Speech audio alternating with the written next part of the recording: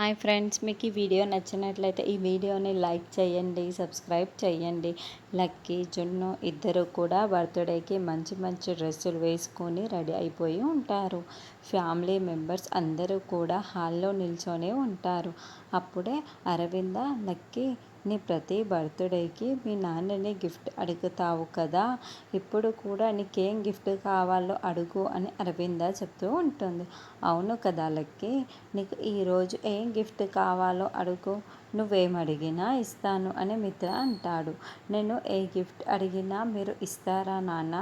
నిజంగా నా నాన్న అని లక్కీ అడుగుతూ ఉంటుంది.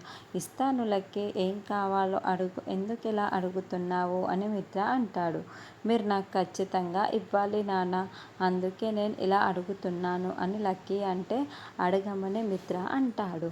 నాకు అమ్మ కావాలి నాన్న అని లక్కీ అడుగుతూ ఉండటంతో మనిషా కోపంతో రగిలిపోతూ చూస్తూ ఉంటే మిత్ర షాకింగ్గా చూస్తూ ఉంటాడు. అవును నాన్న, నాకు లక్ష్మి అమ్మనే కావాలి నాన్న, మీరు లక్ష్మి అమ్మ ఇద్దరు కలిసిపోండి నాన్న, నాకు ఇదే గిఫ్ట్గా కావాలి నాన్న, ఒప్పుకోండి నాన్న అని లక్కీ బాధపడుతూ అరవింద చాలా సంతోషపడుతూ అడుగుతూ ఉంటే లక్ష్మి కూడా లక్కీ చాలా సంతోషపడుతూ ఉంటుంది. మిత్ర మాత్రం ఒక మాట మాట్లాడకుండా ఆలోచిస్తూ ఉండిపోతూ ఉంటాడు.